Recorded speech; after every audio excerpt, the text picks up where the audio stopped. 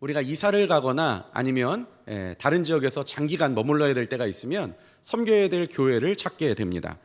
누가 그런 얘기 하더라고요. 집 가까운 교회가 좋다. 집 가까운 교회가 좋은 이점이 있죠. 그러나 집 가까운 교회가 좋다 이 말이 전적으로 동의해야 될 말은 아닐 수도 있습니다. 왜냐하면 집 가깝다고 제일 가까운 대학교에 자기 아들 보내는 사람 제가 본 적이 없습니다. 멀어도 다 서울로 보내려고 그렇게 길을 쓰더라고요. 또 병원을 간다거나 학원을 결정하는 문제도요, 집 가까운데 대충 해서 보내지 않습니다. 알아보고 따져보고 그리고 나서 가게 됩니다. 그러니까 집이 가까운 이점은 분명히 있습니다. 우리 교회 근처에 있는 분들은요, 집 가까운 교회가 제일 좋은 교회입니다. 그런데 집 가까운 교회가 제일 좋다? 여러분 한 번은 더 생각을 해볼 필요가 있을 수 있습니다. 집이 가까우니까, 건물이 크니까, 사람이 많이 모이니까 그래서 내가 등록한다, 너무 쉽게 결정하는 것이 될 수도 있습니다. 또 반대로 기준이 너무 높아가지고 그 수년간 교회를 등록하지 못하고 이 교회 갔다 저 교회 갔다 하시는 분들 본 적이 있습니다. 어느 교회를 가든지요, 내 마음에 쏙 드는 교회는 아마 없을 겁니다. 이 교회는 이런 면이 있고 저 교회는 저런 면이 있고 그럴 수 있습니다. 제가 십수년간 이렇게 청년 사역을 했는데요, 지방에 있는 교회에서 청년 사역을 하다 보니까 보통 중학교, 고등학교 졸업하고 대학부에 딱 오면 그 아이들 중에 일부는 학기가 시작하기 전에 다 이렇게 떠나더라고요. 많이 떠나고요, 또 학기가 시작하고 나면 또 많이 또 오기도 하고요. 그러는 과정에서 제가 지켜보니까요, 신앙생활을 열심히 했던 친구인데 이 환경이 달라지니까 교회를 정착하지 못하고 섬길 교회를 찾지 못하고 계속 떠돌이 생활을 하는 그런 친구들을 본 적이 있습니다. 반대로 또 타지에서 이렇게 와서 또 제대로 신앙생활을 할 수 있는 교회에 정착을 못하고 이 교회 저 교회 이렇게 다니는 그런 상황들을 본 적이 있었습니다. 다 내 맘 같은 교회, 내 마음과 같은 교회 그럴 수 없겠죠. 다 이런 면이 있고 저런 면이 있고 그럴 수 있습니다. 그런데요, 혹시 내가 볼 때 이런 면이 조금 부족하다라는 교회가 있을 수 있습니다. 그러면 우리가 이렇게 생각해 보면 어떨까요? 하나님이 그 부족한 면을 내게 기도하며 채우라고 나를 이곳에 보내셨구나 하고 믿음으로 받아들이고 그 역할을 감당하면 그 공동체에서 하나님의 나라에서 크게 쓰임받는 사람이 될 수도 있겠죠. 그러니까 내 공동체도 없고 내 사역의 현장도 없고 그리고 내 책임감도 없고 그냥 여러 교회 왔다 갔다 하다 보면 삶은 좀 편할 수 있을지 모르겠어요. 그런데요, 그러다 보면 오히려 신앙이 퇴보하는 경우들이 있을 수 있다는 것입니다. 어떤 청년이 영국에서 유명한 설교가였던 찰스 스펄전이라는 목사님을 찾아갔습니다. 그리고 이렇게 이야기했다고 해요.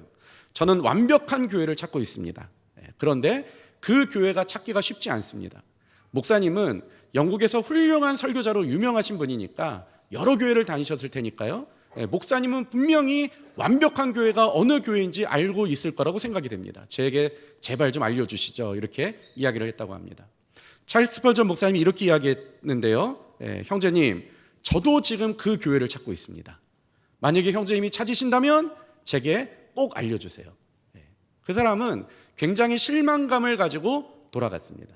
돌아가는데 그 스펄전 목사님이 돌아가는 뒤에다가 이렇게 얘기했대요. 형제님, 만약에 정말 완벽한 교회를 찾으신다면 절대 형제님은 그 교회에 등록하지 마십시오. 형제님이 등록하는 그 순간 그 교회의 완벽성은 깨지게 됩니다. 여러분, 사람이 다 죄인이잖아요, 그렇죠? 다 연약한 면이 있지 않습니까? 그런 죄인이고 연약한 사람이 등록하는 순간 그 교회는 이제 완전한 교회가 아닌 게 돼버리는 거죠. 혹시 완전한 교회를 찾으시는 분들이 계시다면 여러분 좀만 기다리시면 됩니다. 예수님이 오셔서 우리의 담임 목사님이 되어주시면 그때는 완전한 교회가 있을 수 있습니다. 많이 기다리셔야 될 수도 있습니다. 요 몇 주간 우리가 사도행전을 통해서 초대교회의 모습을 한번 이야기했습니다. 이 예루살렘 교회 너무 멋진 교회 아닙니까? 교회 리더들, 이 사도들이 어떤 사람들이었습니까? 이 사람들은요, 목숨을 내어놓고서 완전히 그냥 교회를 위해서, 하나님의 복음을 위해서 그렇게 살았던 사람들이었습니다. 나가서 복음을 전하는데요, 당시의 종교 지도자들, 정치 지도자들, 이런 사람들이 맨날 복음을 전할 때마다 그 사람들을 잡아오는 거예요. 그리고 감옥에 가두고요, 그리고 목에 칼을 들이밀고 이야기합니다. 더 이상 예수의 이름으로 말하면 안 된다. 그들을 위협하고 협박하고 그렇게 풀어줘요. 그럼 이 사람들 어떻게 합니까? 또다시 성전에 가서 전도해요. 그럼 또 잡혀오는 거죠.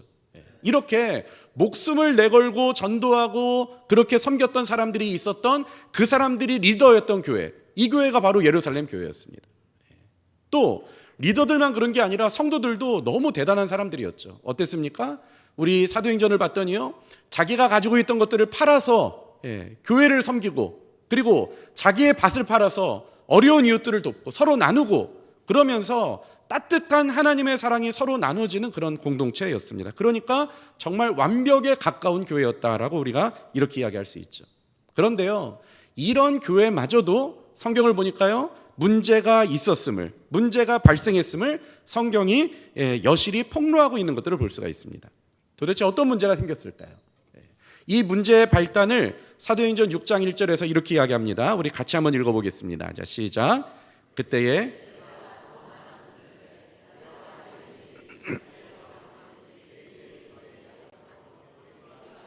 원망하니, 이 문제의 발단은 이랬습니다. 교회의 변화가 생긴 거예요. 교회가 어떻게 변화했는가? 말씀을 보니까요, 그때에 제자가 더 많아졌는데, 문제는요, 교회에 구성원들이 많아진 거죠. 이게 지금 일종의 이 교회의 자극이었어요. 이러다 보니까 어떤 문제가 생겼냐면요, 이 사도들이 구제를 하는데, 매일 구제를 합니다. 매일 구제를 하는데요, 일부의 사람들이 그 구제에서 열애가 되기 시작하는 거예요. 그 사람들이 누구였냐면 바로 헬라파 유대인이었습니다. 이 헬라파 유대인들은요, 자기들이 열애된다는 것을 인지하고 나서 어떻게 합니까? 히브리파 사람들을 원망하기 시작하는 거예요. 당시 이 이스라엘은요, 헬라파 유대인과 히브리파 유대인이 있었습니다. 히브리파 유대인은요, 이 이스라엘 지역에서 태어난 사람들, 그리고 그곳에서 자라났던 사람들, 그리고 아람어를 구사할 수 있는 사람들, 이 사람들이 바로 히브리파 유대인이었습니다. 반면에 헬라파 유대인은요, 이 이스라엘 땅이 아니라 다른 지역에서 태어나서 다른 문화권에서 자랐던 이런 사람들이 바로 헬라파 유대인이었습니다. 헬라파 유대인이나 히브리파 유대인이나 태어난 곳은 다르고 자라난 문화는 달랐지만, 그럼에도 불구하고 둘 다 공히 이 유대교 문화 안에서 유대교적 가르침을 받고 그렇게 자라났던 사람들이었습니다. 그러다 보니까 같이 섞여 있을 때는요, 어쩌면 제3자가 볼 때는 잘 구분이 안 될 수도 있을 거예요. 그런데요, 정확하게 어떤 문제가 벌어지니까요, 어떤 일이 벌어집니까? 그 문제가 벌어졌을 때 누가 나를 보호할 수 있을까? 그리고 내 편은 누구일까? 이런 어떤 관점으로 정확하게 헬라파 유대인과 히브리파 유대인이 파당이 만들어지는 거예요. 우리가 같이 있을 때는 아무것도 다르다는 것을 인정하지 않지만, 정확하게 어떤 문제가 생겨버리면 내 편과 내 편이 나눠지는 것, 이것이 지금 성경에서 기록되어 있습니다. 눈으로 볼 때는 똑같아요. 제가 부교육자로 있을 때 같이 사역했던 목사님 중에 한 분이요, 전라도 사투리를 굉장히 잘하는 분이 있었어요. 제가 딱 그 교회 부임해서 갔더니요, 야, 완전히 경이로운 전라디언이었어요. 제가 볼 때는 완벽한 토착민이었습니다. 그런데 신방을 하면서 제가 알게 됐는데요, 성도님들이 뭐라 그러냐면 그거 흉내 내는 겁니다 라고 이야기하더라고요. 그거 좀 어색합니다 라고 이렇게 이야기하더라고요. 그 전라도 사람들이 들었을 때는 그게 어색한 거예요. 그런데 제3자인 제가 봤을 때는 아니요, 완벽하게 똑같았어요. 마찬가지입니다. 히브리파 유대인과 헬라파 유대인이 서로 있을 때는 잘 몰라요. 그런데요, 정확하게 문제가 딱 벌어지니까요, 서로가 서로를 알아보는 거예요. 그래서 내 편이 생기게 됩니다. 내 편과 너의 편이 생기는 거죠. 그러면서 이제 양당 간의 갈등이 생긴 것, 이것이 지금 초대교회의 문제였습니다. 그런데 이 문제가요, 의도해서 만들어진 것인가? 절대 그렇지 않습니다. 사도들이 누구 특정한 부분의 사람들을 미워했기 때문에 구제하는 일에 있어서 그 사람들을 예외를 시켜버리고 따돌려버리고, 그래서 속된 말로 좀 열 좀 받아봐라, 그래서 그렇게 했던 게 아니라는 거예요. 어떻게 알 수 있습니까? 사도행전 6장 2절을 같이 한번 읽어보겠습니다. 12사도가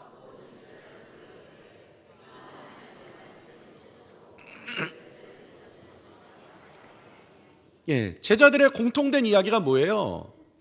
우리가 이 일이 하다 보니까 이렇게 됐는데, 이 일을 완벽하게 하기 위해서는 말씀을 준비하는 일, 그 시간까지도 다 할애해서 구제를 하면 될 수 있을 것 같은데 우리가 그렇게 하는 게 옳지 못하지 않냐라고 서로 이야기하는 거예요. 무슨 이야기입니까? 의도해서 그런 일이 벌어진 게 아니라는 거예요. 사도들은 어떻게든 그 문제를 해결해 보려고 지금 모인 거죠. 그러면서 이야기합니다. 우리가 의도적으로 했던 게 아니라 어떻게든 이 문제를 지금 해결해 보자라고 이야기하는 거예요.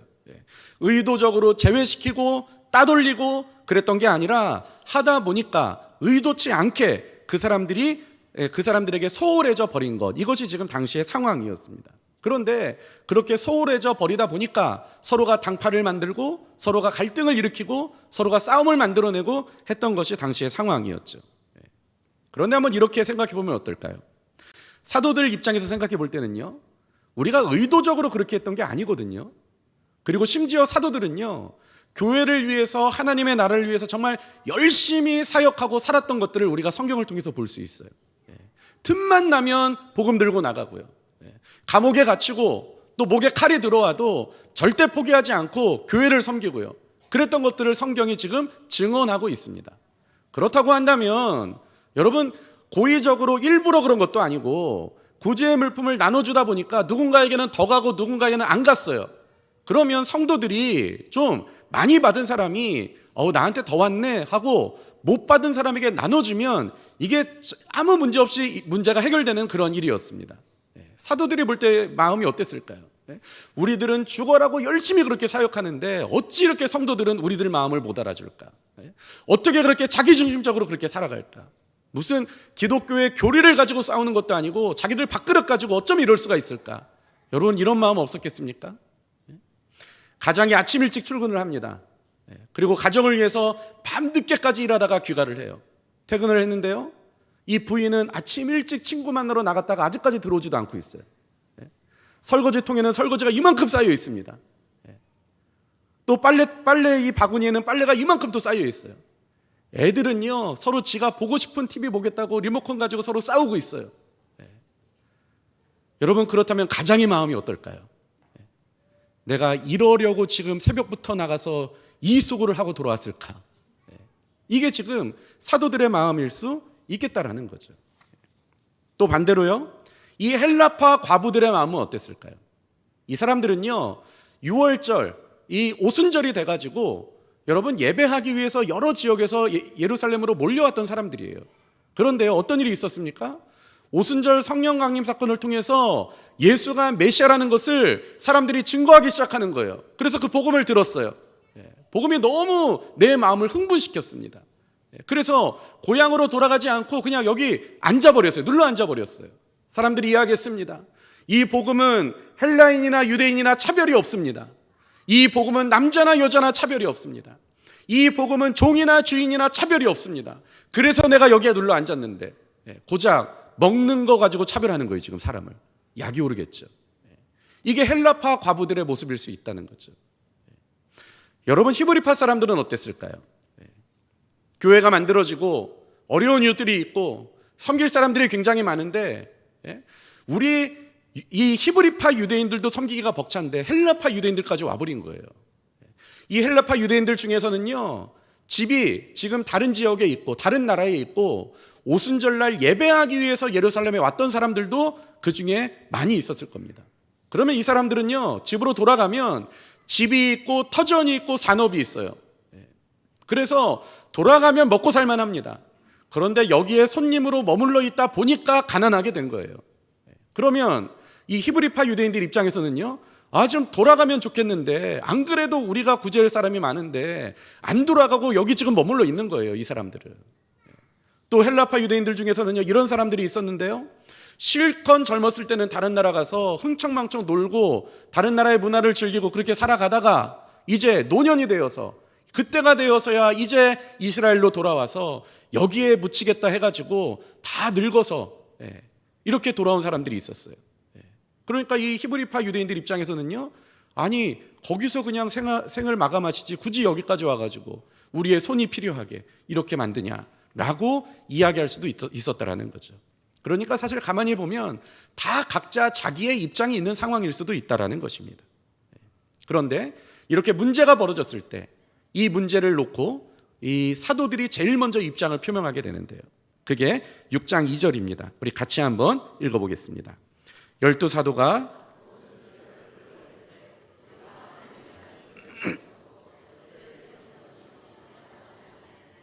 예, 이 사도들이 뭐라고 이야기합니까? 우리가라고 이야기하고 있어요. 우리가 하나님의 말씀을 제쳐놓고 접대를 일수하는 것이 마땅치 아니하다. 문제는요, 접대도 우리 일이고 말씀을 가르치는 것도 우리 일이고 또 교회의 모든 일들이 다 이 사도들의 일이었어요.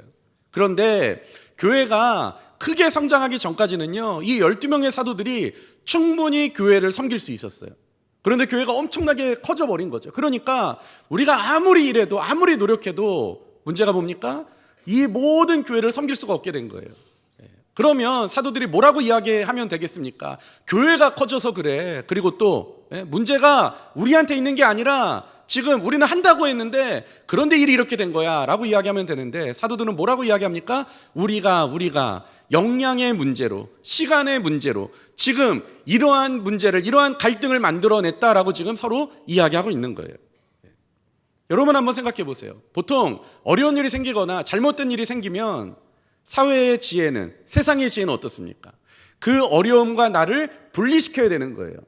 그래서 뭐라고 이야기해야 됩니까? 이 문제의 원인은 내가 아니다. 나는 저 문제와 전혀 상관이 없다. 그렇게 말해야 돼요. 그래야 공동체 안에서 내 영향력이 없어지지 않습니다.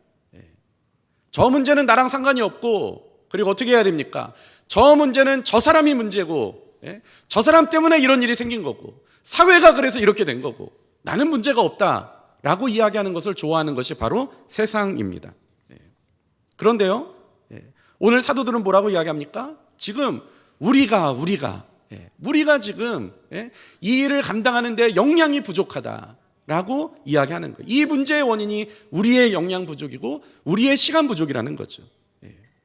여러분, 어떤 일이 일어났을 때 내가 원인이 아닙니다, 나는 저 문제와 상관없습니다 하고 나 혼자 그냥 이렇게 떨어져 나오면 여러분, 그게 세상이 말하는 사는 길입니다. 그런데요, 이런 식으로 생각해 보면 어떨까요? 그 문제가 나랑 연관이 있는 것도 아니고 내가 원인을 제공한 것도 아닌데, 그런데 만약에 그 문제가요, 내 가정의 일이고 내 자녀의 일이라고 한다면 여러분 어떻겠습니까? 내 자녀가 학교 생활 중에 그럴 일이 있으면 안 되고 절대 그런 일이 없겠지만 학교 폭력에 시달리고 있어요. 그럼 여러분, 부모된 여러분이 뭐라고 이야기할까요? 네가 맞을 짓을 했으니까 맞았겠지. 여러분, 이렇게 말할 수 있는 부모 있을까요? 야, 나는 학교에 한 번도 가본 적이 없다, 네가 맨날 학교 다니지 않냐, 그 문제는 너랑 관계가 된 거야, 네가 알아서 해결을 해야 돼. 여러분, 어떤 부모가 그렇게 할까요? 문제의 원인이 내게 없다 할지라도 내 아들이기 때문에 자기가 발벗고 나서서 어떻게든 그 문제를 해결해 보려고 그렇게 하는 게 바로 부모 마음 아니겠습니까? 그렇다면 교회는 어떨까요? 우리가 말할 때 우리 교회는 주님의 몸이다라고 이렇게 이야기합니다. 그리고 우리 주님께서 목숨 걸고 만드신 신적인 공동체가 바로 이 교회입니다.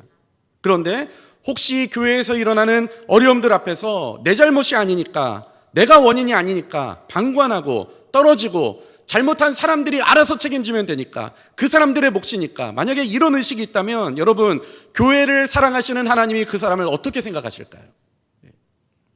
내가 이 문제의 원인 제공자가 아니더라도 내가 혹시 이 문제를 해결하는 데 있어서 할 수 있는 일이 있다면, 그래서 그 일을 내가 성실하게 감당한다면 우리 주님이 보실 때 그 사람이 교회의 일원이고 교회의, 몸된 교회의 한 지체다라고 그렇게 이야기해 주실 것으로 믿습니다. 제가 부교육자로 있을 때 담임 목사님이 거의 안 그런데요, 1년에 한두 번 정도 부교육자 사무실을 찾아오시는 때가 있어요. 보통 부교육자가 제가 있을 때 한 15명 정도 부목사가 있었는데요, 15명이 한 공간에 있다 보니까 사무실이 적지 않습니다.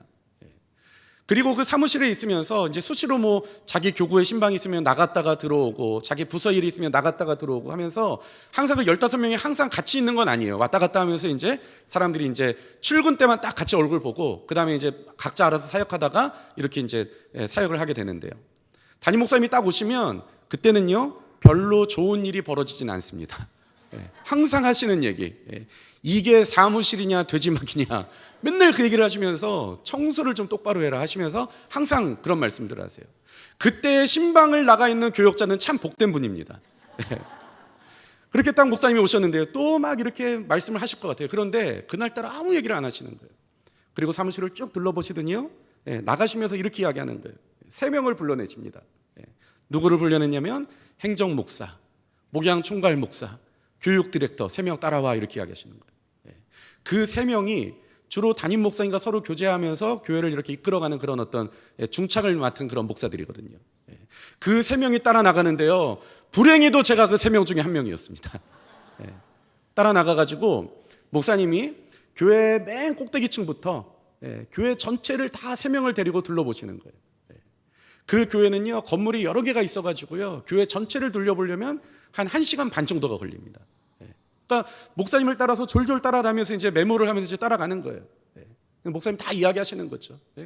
여기에 누가 이렇게 화분을 갖다 놨냐, 이거 없애라, 무슨 또 의자를 이렇게 배치해라, 뭐 여기 쓰레기통은 누가 비우냐, 이 화장실은 도대체 누가 청소하는 거냐 하면서 막 이제 얘기를 하세요. 막 적으면서 이제 또 따라다니는 거죠.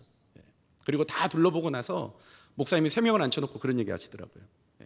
부교역자라고 해서 그냥 있다가 가는 사람 아니다 라고 이야기하시면서 이렇게 이야기해요.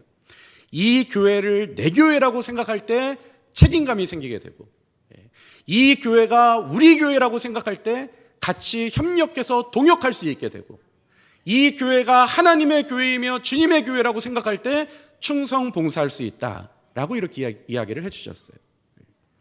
남의 교회라면 나와 무슨 상관이 있겠습니까? 그 사람들이 그들이 알아서 할 문제죠. 또 우리 교회가 아니라 그들의 교회라면 그들이 알아서 할 문제가 되는 거죠. 하나님의 교회가 아니라면 뭐하러 충성하고 봉사하겠습니까? 그럴 필요가 없는 거죠. 그런데요, 내 교회다 보니까, 우리 교회다 보니까, 하나님의 교회다 보니까 책임감을 가지고 같이 협력해서 동역해서 충성할 수 있게 되는 것, 그것이 바로 교회라는 것입니다. 오늘 본문을 보시면 이런 식의 의식을 초대교회 성도들이 가지고 있었던 것들을 볼 수가 있어요. 6장 3절 한번 같이 한번 읽어보겠습니다. 형제들아,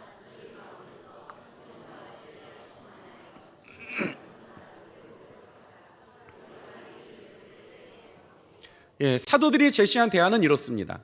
너희들 중에 사람을 뽑아서 이 구제의 일을 그 사람들에게 맡기겠다, 이런 일이에요. 이 일이 뭡니까? 구제의 일이었고요. 이 일 때문에 어떤 일이 생겼습니까? 교회가 정확하게 두 파로 지금 나눠져 있는 거예요. 헬라파와 히브리파로 나눠져 있는 거예요. 이 일 때문에 서로 교회인들이 반목하고 있고 갈등하고 있습니다. 이 일 때문에 서로 으르렁거리고 있어요. 만약에 이 일을 맡는다고 하면 어떤 일이 생길까요? 내가 말 한마디 어떻게 하느냐, 내가 어떤 처신을 취하느냐, 이거 하나로 말미암아서 내가 많은 사람들에게 박수를 받느냐 아니면 원수가 되느냐, 둘 중에 하나인 거예요. 내가 조금이라도 히브리파 유대인들의 편을 들어주면요, 헬라파 유대인들은 들고 일어날 거예요. 내가 헬라파 편을 들어주면 히브리파 유대인들은요, 가만히 있지 않을 겁니다. 괜히 나서서 신경 써야 될 일이 바로 이런 일이에요. 괜히 나서서 자칫 잘못하면 온 교회의 원성들을 만한 일이 바로 이런 일이라는 거예요. 그렇다면 여러분, 이 일을 누가 하겠습니까? 누가 하고 싶었겠습니까?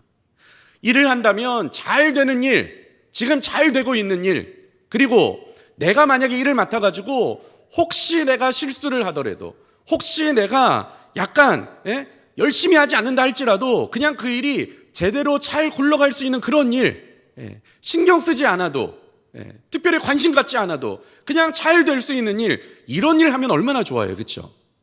누가 와서 이야기하는 거예요. 집사님, 지금 초등부 교사가 부족해요. 지금 유학교 교사가 부족해요.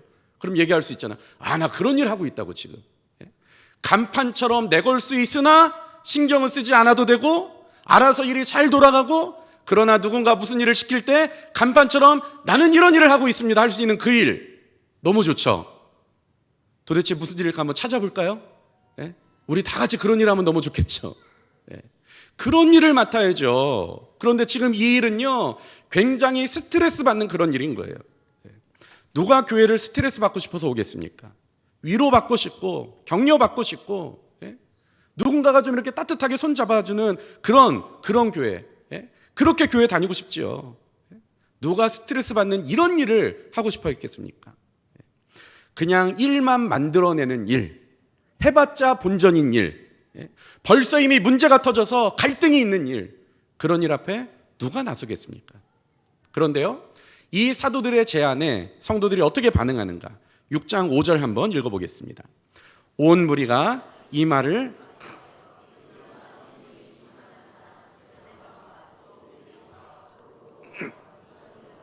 디몬과 바메나와 유대교에서 입교했던 안디옥 사람 니골라를 택하여.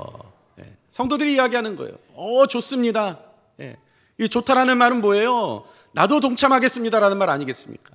7명의 특별한 교회 리더들이 선출됐어요. 그리고 그 구제에 관련된 일들을 이 사람들이 하게 됩니다. 그러면서 성도들이 우리가 뽑은 사람이기에, 우리의 대표기에 같이 마음을 같이 해서 같이 돕고 같이 동역하는 거예요. 그러니까 어떻습니까? 그 문제가 아무것도 아닌 것처럼 정확하게 해소가 되는 거죠. 그리고 그 다음에 교회가 어떻게 됐는가? 이게 정말 중요한 대목인데요. 6장 7절 한번 읽어보겠습니다. 하나님의 말씀이 점점 왕성하여 예루살렘에 있는 제자의 수가 더 심히 많아지고 허다한 제사장의 무리도 이 도에 복종하니라. 문제는 완벽하게 해결이 됐어요. 그리고 어떤 일이 벌어졌습니까? 오히려 그 교회 안에 하나님의 말씀이 풍성해졌습니다. 그리고 많은 사람들이 이 도에 복종하기 위해서 교회로 또 물밀듯 들어오고 있는 거예요. 큰 부흥의 역사들이 나타났던 것을 성경이 지금 증언하고 있다는 거죠. 교회가 아파할 때, 교회가 힘들어할 때, 교회의 구성원 모두가 하나님의 교회이기에 같이 충성하고, 우리 교회이기에 같이 동역하고, 내 교회이기에 같이 내가 책임을 지며, 우리가 선출한 그들을 정말 귀하게 여기고 그 사람들과 같이 마음을 하고 내가 무릎으로 이 문제를 극복하리라고 같이 나아오고 그런다면 여러분, 그 교회에 어떻게 문제가 생길 수가 있겠습니까? 오히려 그 문제는 교회의 훌륭한 리더들을 발굴하고 오히려 교회를 부흥하게 하는 정말 좋은 하나님의 선물이었던 거예요. 어느 교회나 어려움이 없는 교회는 없습니다. 문제가 없는 교회는 없습니다.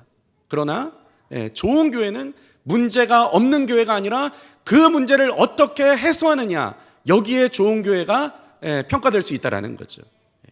그 교회가 어려울 때 하나님의 교회이기에 같이 열심히 기도하고 같이 섬기고, 하나님의 교회이며 또 우리 교회이기에 같이 동역하고, 내 교회이기에 내가 그 문제의 원인은 아니나 내가 그 문제를 일으켜낸 당사자는 아니나, 그러나 내가 할 수 있는 일이 있다면 같이 손을 담그고 같이 일할 수 있는 교회, 이 교회가 진짜 살아있는 교회고 이 교회가 진짜 건강한 교회라는 것입니다. 저는 우리 교회가 이런 교회의 비전을 가지고 그렇게 사역할 수 있는 그런 교회가 될 수 있기를 간절히 바랍니다. 그래야 살아있는 교회가 될 수 있다는 거죠. 문제가 찾아온다 할지라도, 사단이 그 문제를 통해서 교회를 와해시키려 한다 할지라도, 오히려 그 문제를 딛고 일어나서 오히려 하나님의 좋은 동역자들이 발굴되고 또 교회가 성장하고 많은 사람들이 그리스도의 살아계심을 보는 교회, 그 교회가 이 구미 땅에 있어야 될 줄로 믿습니다. 우리 교회가 그런 교회 될 수 있을 줄로 믿습니다. 이것이 바로 살아있는 교회라는 거죠. 내 일이 아니기 때문에 나는 그냥 한 발 빠져 있는 사람, 내가 문제의 원인이 아니기 때문에 나는 그냥 떨어져 있는 사람, 방관하는 사람, 그냥 지켜보는 사람, 관객이 많은 교회가 아니라 누구나 다 같이 일하는 교회, 그리고 모두가 다 선수가 되어서 같이 뛰는 교회, 그 교회가 정말 살아있는 교회라는 것입니다. 우리 교회가 이런 교회 되기를 간절히 바랍니다. 같이 하나님의 교회를 이루어가는 모든 성도가 정말 하나님의 제자가 되어서, 주님의 제자가 되어서 자기 것을 내어놓고 자기의 노력을 내어놓고 자기의 시간을 내어놓고 그래서 하나님의 교회를 이루어가는 교회, 이 교회가 지금 저와 여러분들이 있는 우리 구미옥교가 될 수 있기를 간절히 원합니다.